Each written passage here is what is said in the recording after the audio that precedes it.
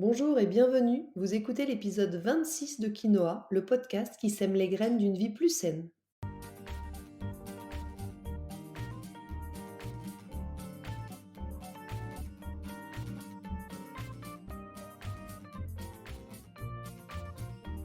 Je suis Julie Coignet, naturopathe et coach santé. Ma mission à travers ce podcast est de vous aider à retrouver ou à garder la santé en adoptant de nouvelles habitudes de vie plus saines et équilibrées. Chaque semaine, le jeudi, je vous propose de parler bien-être, forme et santé naturelle de façon simple et positive pour vous aider à reprendre votre santé en main. Dans ce 26e épisode de Quinoa, je vais vous parler de quelque chose qui peut littéralement révolutionner votre vie. Quelque chose qui va vous permettre d'obtenir tout ce que vous voulez. Et je ne parle pas du Père Noël. Cette chose, c'est la loi de l'attraction. Que dit cette loi? Pourquoi va-t-elle modifier le sens de votre vie? Comment se lancer et l'appliquer pour enfin réaliser tout ce qu'on souhaite? C'est ce que je vais vous expliquer dans cet épisode. Allez, installez-vous bien, c'est parti pour l'épisode du jour.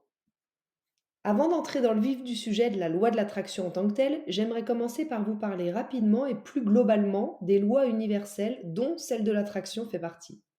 L'univers serait régi par différentes lois qu'on appelle les lois universelles. Elles sont 7, elles sont 10, elles sont 14, j'en sais rien, chacun présente ses lois selon un nombre différent, mais peu importe, l'approche est globalement la même et l'intention toujours similaire. Ces lois s'appliquent à chacun de nous. Quelle que soit notre origine sociale, quelle que soit la zone géographique dans laquelle on vit, chaque humain est potentiellement impacté par ces lois de l'univers. Les lois universelles, elles sont différentes des lois dont on a l'habitude de parler, qui sont les lois plutôt physiques ou les lois morales. On pourrait dire que les lois universelles, elles vont régir plutôt notre plan spirituel et énergétique. Alors avant que vous me preniez pour une naturo perchée que je ne suis pas, je vais vous donner quelques exemples. Les lois universelles, c'est par exemple la loi de l'unité, la loi qui dit que tout est un, que nous vivons dans un monde dans lequel tout est connecté. Ça peut être aussi la loi de l'action, qui dit que rien ne se passe sans action. Ou encore la loi de cause à effet, qu'on appelle aussi parfois la loi du karma. Cette loi universelle, elle parle du lien entre la cause et la conséquence. Tout effet a une cause et toute cause a une conséquence. Ça vous parle peut-être ces lois-là, non? Bon, je ne vais pas toutes vous les citer, mais si ça vous intéresse, vous les retrouverez facilement sur le net. Et donc, une autre de ces lois universelles, c'est la fameuse loi de l'attraction dont j'avais envie de vous parler aujourd'hui. Parce que j'y crois et que j'aimerais beaucoup vous expliquer pourquoi. Cette loi, c'est la plus connue, je pense, des lois universelles, mais on n'en parle pas encore assez à mon goût. Elle dit en fait tout simplement que nous attirons des choses, des personnes, des circonstances par la force de nos pensées. Que nos pensées, nos émotions, nos mots et nos actions produisent des énergies qui en retour vont attirer vers nous des énergies semblables. C'est l'attraction. Ce qui signifie que quand on met toutes ses pensées, ses sentiments et ses actions vers le même objectif, sans se disperser, eh bien en général, ils se réalisent. Si vous saviez le nombre de fois où j'ai pu valider cette loi de l'attraction. Je l'ai surtout observé au niveau professionnel. J'ai souvent changé de voie et à chaque fois que je me suis dit allez maintenant je me lance et je fais ça à fond, eh bien j'ai toujours rapidement eu des retours positifs et encourageants dans cette voie, dans cette nouvelle voie que j'avais décidé de mener. Je vous donne un exemple. Comme je vous le disais, j'ai souvent fait plusieurs activités en parallèle pour X ou Y raisons. Et avant le premier confinement, par exemple, je cumulais les casquettes de naturopathe, gérante d'une petite entreprise de presse de jus, mes fameux jus goût de jus que certains connaissent. Et puis j'étais aussi associée d'un service de traiteur LC avec ma copine Camille. Au moment du confinement, mes activités de traiteur et de jus se sont nettement arrêtées, se sont même carrément arrêtées. Et j'en ai profité pour faire ce que je rêvais, mais que j'osais pas forcément faire depuis longtemps, devenir naturopathe à plein temps.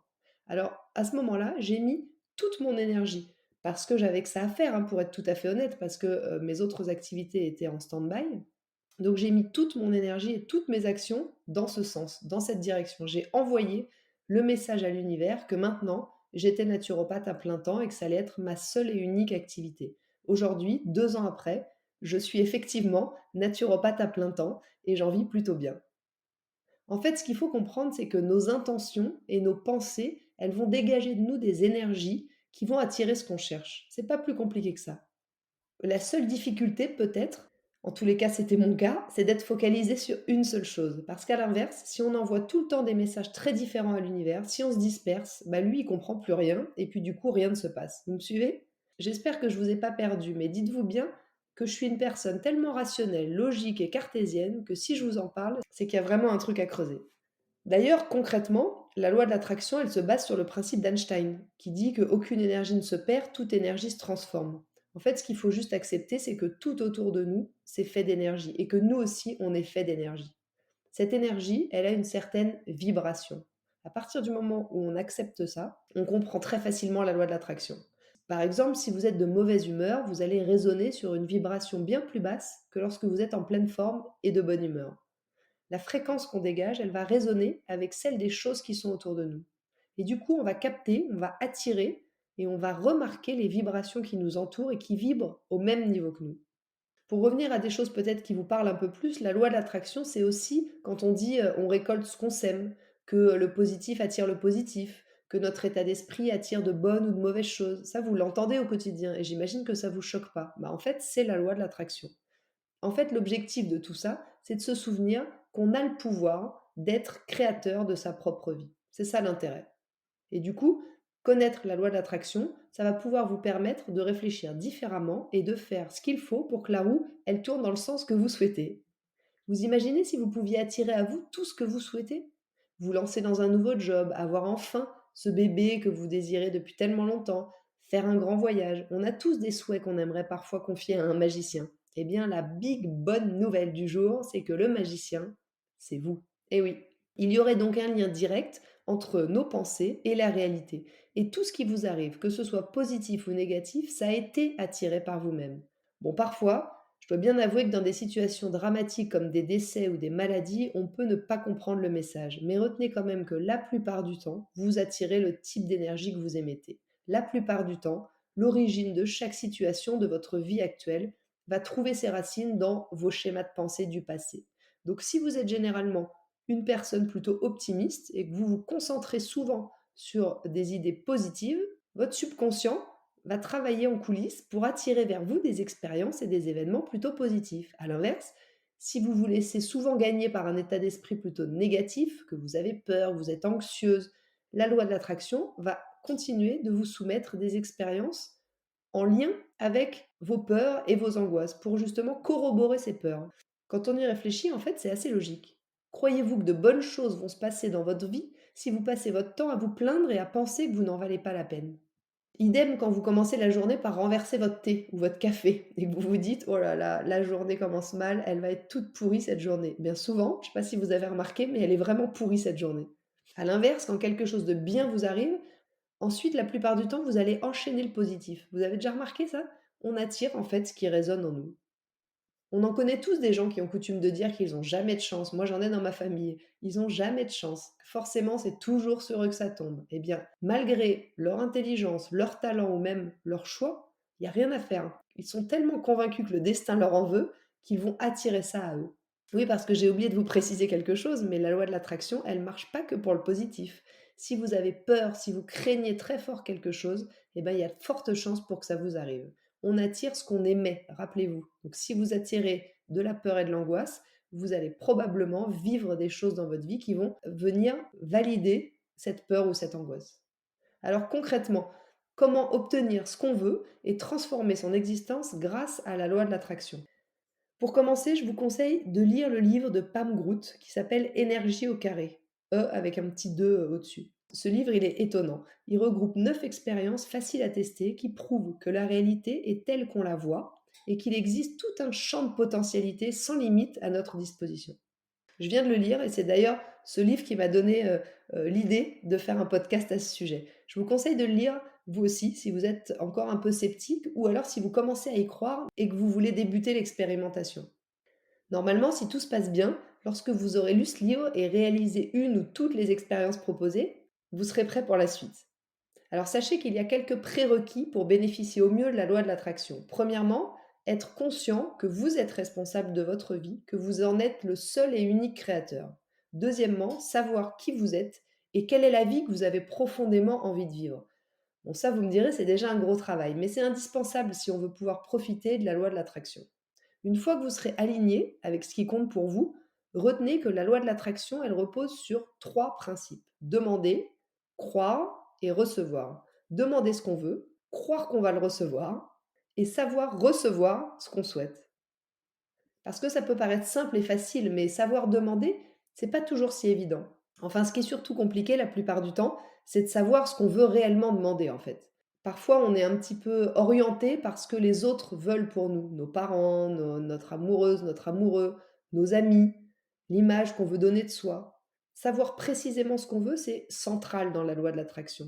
Plus ce que vous voulez va être clairement identifié, plus vous aurez de chances de le recevoir. Évitez aussi les «je ne veux pas». Plutôt que d'écrire, «je ne veux plus fumer» par exemple, pensez plutôt «je veux arrêter la cigarette». Écrivez vos envies au présent. Par exemple: «Je suis tellement heureuse d'avoir arrêté de fumer». Faites comme si vous aviez déjà fait le travail, de manière à moduler votre cerveau et qu'il agisse dans cette direction. La deuxième étape, c'est de croire à 100 que vous allez recevoir ce que vous avez demandé. Au début, vous allez peut-être penser que ce sont juste des petites coïncidences amusantes, mais c'est bien la loi de l'attraction qui se manifeste. Et si vous n'y croyez pas, vous ne remarquerez même pas ces tout petits signaux. La troisième étape, comme on le disait tout à l'heure, c'est la réception, savoir recevoir. Il s'agit en fait là d'être capable de recevoir. Alors pour ça, il faut prendre du recul, il faut laisser l'univers faire sa part du travail, si je peux m'exprimer ainsi, pour nous offrir ce qu'on souhaite. Alors maintenant, on va voir comment est-ce qu'on s'y prend, vraiment. On a parlé, des différentes étapes, mais en vrai, si vous voulez vous lancer maintenant et mettre tout en œuvre pour profiter au mieux de cette fameuse loi de l'attraction, comment vous faites? Premièrement, je vous invite à noter très précisément ce que vous voulez. Vous allez prendre un papier, un crayon et vous allez décrire chaque détail en vous projetant comme si c'était déjà arrivé. Ici, dans cet exercice, on va concevoir la vie de ses rêves en quelque sorte. Mais précisément, pas en gros. On ne dit pas par exemple qu'on rêve d'avoir une maison. On va être plus spécifique. On va noter qu'on veut une maison proche de la mer, en pierre, avec un bout de jardin devant, etc. Vous allez la décrire le plus précisément possible. Après, j'ai pris l'exemple d'une maison, mais la loi de l'attraction, elle fonctionne aussi bien pour, des demandes matérielles que immatérielles. Ensuite, la deuxième étape, elle va consister à visualiser vos rêves. Une fois que vos rêves, ils sont écrits noir sur blanc, vous allez les visualiser. La visualisation, qu'on utilise aussi beaucoup en sophrologie dans la préparation sportive, par exemple, c'est un outil hyper puissant. C'est une forme de méditation, mais centrée sur un objectif. Ça vous permet de vous projeter. Faites comme si vous y étiez déjà. Ressentez, parlez, agissez comme si votre désir, votre rêve se réalisait déjà. Ça va permettre de réduire le pont entre votre situation actuelle et votre situation souhaitée, rêvée. Et chaque jour, jusqu'à ce que votre objectif soit rempli, vous allez fermer les yeux 5 minutes dans votre journée, au coucher ou à un autre moment comme vous le souhaitez, et vous allez visualiser votre vœu, comme si vous étiez en train de le réaliser à l'instant même. Ressentez-le. Qu'est-ce que vous ressentez à ce moment-là? Projetez-vous. Comment est-ce que vous allez vous sentir si ça devient vraiment réalité? Visualiser votre objectif, c'est le meilleur moyen de trouver ensuite les ressources nécessaires pour l'atteindre. Alors pourquoi est-ce si efficace de visualiser? Eh bien, parce que notre cher subconscient ne fait pas la différence entre le réel et l'imaginaire. Lui, il va se baser sur des vibrations qui sont émises. Donc, si vous vous mettez dans la situation, dans la peau de votre nouvelle vie rêvée pour faire croire à votre subconscient que c'est votre vraie vie, eh bien lui, il va le croire. Bon, mais même si cette étape, elle va être plutôt réjouissante, plutôt agréable, elle va même commencer à provoquer l'attraction, ça va pas suffire, hein, je vais pas vous mentir. Si vous ne faites que rêver et visualiser en pyjama dans votre canapé, il va pas se passer grand-chose. Il va falloir passer à l'étape suivante. Et l'étape suivante, c'est justement de passer à l'action. Eh ben oui, il n'y a pas de miracle, hein. Il faut provoquer sa chance par l'action. Si vous restez bloqué au niveau de la pensée, rien ne se passera. Ce qui va changer maintenant, c'est deux choses. Premièrement, vous allez mettre de l'intention dans vos agissements, dans vos actions, grâce à ce que vous avez visualisé.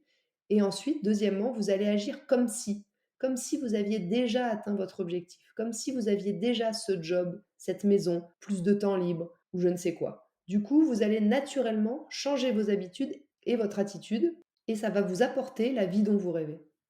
Alors si malgré tout ça, les résultats n'arrivent pas ou pas assez vite, c'est peut-être que vous subissez des blocages ou des pensées limitantes qui peuvent ralentir la manifestation de la loi de l'attraction. Par exemple, si vous êtes persuadé que vous êtes bon à rien, forcément, vous allez avoir beaucoup plus de mal à obtenir le job de vos rêves parce que malgré tous vos efforts, votre intention, elle est parasitée par cette pensée limitante. Idem, si vous pensez que l'argent c'est sale, vous aurez probablement beaucoup plus de mal et de difficultés à en gagner plus. Et puis enfin, dernier petit point sur lequel j'aimerais attirer votre attention, on parle souvent, vous l'avez remarqué, même moi dans mon podcast, beaucoup parlé d'avoir, de la loi de l'attraction.